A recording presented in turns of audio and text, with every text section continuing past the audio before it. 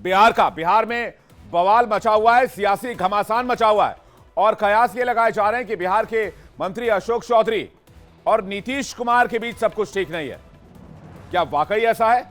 आइए जानने की कोशिश करते हैं। इस बार मामला अशोक चौधरी के एक पोस्ट से जुड़ा हुआ है, जिसकी वजह से नीतीश कुमार ने उन्हें आवास पर तलब कर लिया। कहा यह जा रहा है कि अशोक चौधरी ने अपने एक्स पोस्ट में इशारों में मुख्यमंत्री नीतीश कुमार की बढ़ती उम्र को लेकर निशाना साध दिया। मंत्री अशोक चौधरी ने बढ़ती उम्र में इन्हें छोड़ दीजिए शीर्षक के साथ एक कविता लिख डाली और इसके बाद सियासी तूफान बिहार में खड़ा हो गया। अब क्या लिखा वो आपको बताते हैं। एक दो बार समझाने से यदि कोई नहीं समझ रहा है तो सामने वाले को समझाना छोड़ दीजिए। बच्चे बड़े होने पर वो खुद के निर्णय लेने लगे तो उनके पीछे लगना छोड़ दीजिए। गिने चुने लोगों से अपने विचार मिलते हैं, यदि एक दो से ना मिलें तो उन्हें छोड़ दीजिए। एक उम्र के बाद कोई आपको पूछे या ना पूछे, कोई पीठ पीछे आपके बारे में गलत कह रहा है तो दिल पर लेना छोड़ दीजिए। आपके हाथ कुछ नहीं, यह अनुभव आने पर भविष्य की चिंता करना छोड़ दीजिए। यदि इच्छा और क्षमता में बहुत फर्क पड़ रहा है तो खुद से अपेक्षा करना छोड़ दीजिए। हर किसी का पद, कद, मद सब अलग है, इसलिए तुलना करना छोड़ दीजिए। बढ़ती उम्र में जीवन का आनंद लीजिए। रोज जमा खर्च की चिंता करना छोड़ दीजिए। उम्मीदें होंगी तो सदमे भी बहुत होंगे। यदि सुकून से रहना है तो उम्मीदें करना छोड़ दीजिए। अब ये जो लास्ट की दो लाइनें थी, मैं आपको एक बार पढ़ के फिर से सुनाता हूं, जिसमें बवाल मचा है। ये कुछ इस तरह थी कि बढ़ती उम्र में जीवन का आनंद लीजिए, रोज जमा खर्च की चिंता छोड़ दीजिए।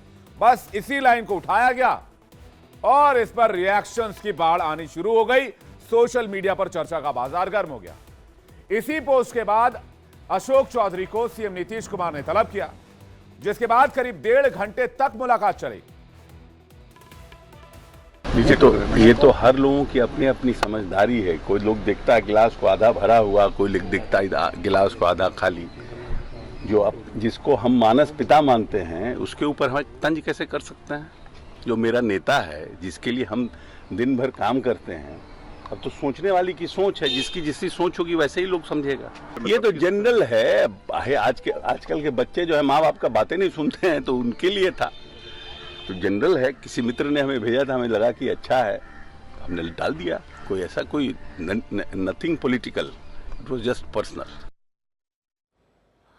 अशोक चौधरी बैकफुट पर है, कह रहे हैं कि this is personal, nothing political. सफाई में नीतीश कुमार को मानस पिता बता रहे हैं। नीतीश कुमार से मिलने के बाद अशोक चौधरी ने फिर एक पोस्ट डाली, जिसके जरिए संदेश देने की कोशिश की कि सब कुछ ठीक है, कहीं कोई रायशुमारी की आवश्यकता नहीं है, इस पर राजनीति की आवश्यकता नहीं है।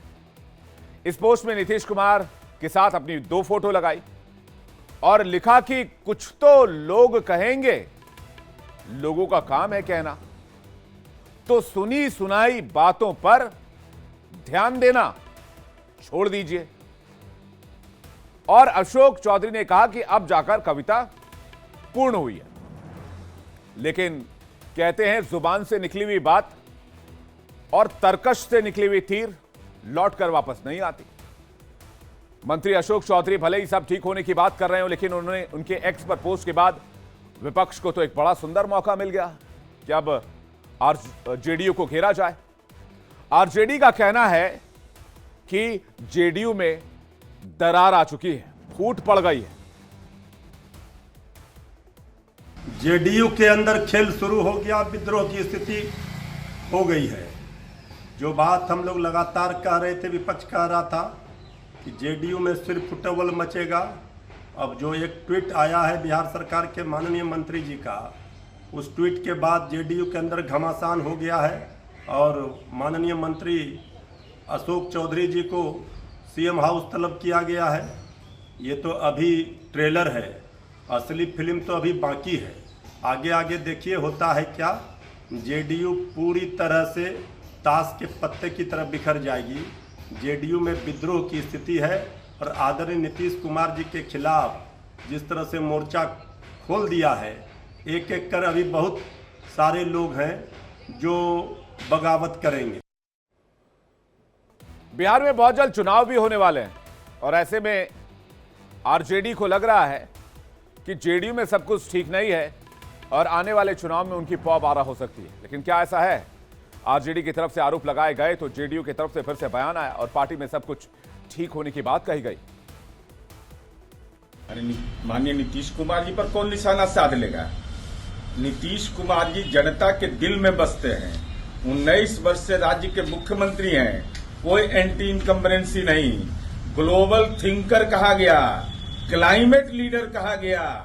तो नीतीश कुमार जी की साख पर कैसे कोई सवाल खड़ा कर देंगे? ये तो असंभव है।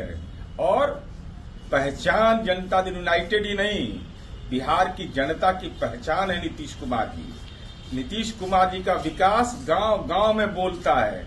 इसलिए नीतीश कुमार जी के व्यक्तित्व पर कोई सवाल खड़ा होगा तो छद्म भाषा का नहीं, सीधे भाषा का इस्तेमाल जो लोग करेंगे, सीधा जवाब सुनने को भी तैयार रहेंगे। लेकिन वे बिहार में सियासी घमासान सिर्फ इसी मुद्दे पर नहीं है।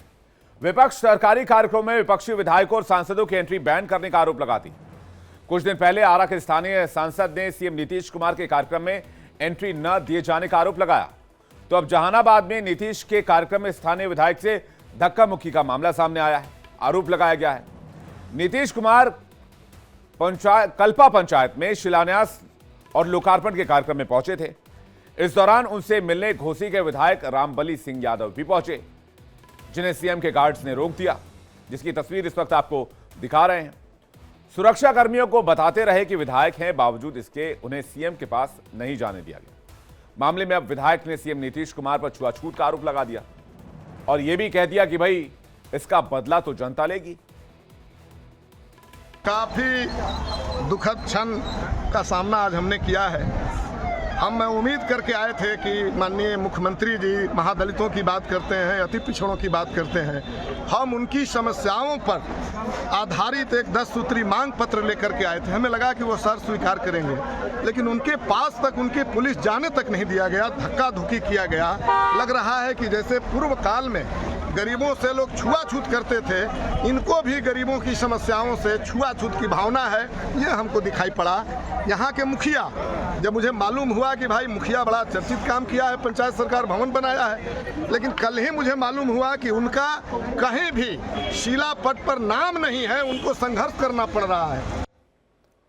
मुख्यमंत्री नीतीश कुमार को विपक्ष के नेताओं से परहेज वाले मामले पर, स्थानीय विधायक के आरोपों पर बीजेपी के प्रदेश अध्यक्ष डॉक्टर दिलीप जायसवाल से बातचीत की हमारे संवाददाता रजनीश सिन्हा ने। सर, एक सवाल था। विपक्ष का यह आरोप है कि आपके सरकार के जो मुखिया हैं नीतीश कुमार, ये विधायक और स्थानीय सांसदों से मिलते नहीं हैं। कल जहानाबाद में धक्का मुक्की हो गई। रामबली सिंह कह रहे थे, लेफ्ट के विधायक सुधा यादव कह रहे थे, आरजेडी के विधायक। आरा में सुदामा सिंह ने, सांसद ने आरोप लगाया। हमको तो लगता है कि नीतीश कुमार जी से जितना विधायक सांसद आसानी से मिल सकते हैं और कोई नेता नहीं है जो कि उतना इज्जत और सम्मान के साथ मिलता हो। मैं तो जितना बार गया, अभी मैं अध्यक्ष बन गया हूं, लेकिन मैं भी जितना बार पहले गया, पहला मुख्यमंत्री देखा कि अपने कुर्सी से उठ के गाड़ी तक छोड़ने के लिए आते हैं। मैं तो, मेरे आंख में आंसू आ गया उस दिन कि इतने अच्छे नेता, इतना अच्छा स्वभाव का नेता, कि इतना इज्जत और सम्मान विधायक और सांसद को देते हैं। तो मैं तो भाई उनका कायल हूं इस मामले में। विपक्ष को लगता है कि गुरेज है आप लोगों को विपक्ष के नेताओं से।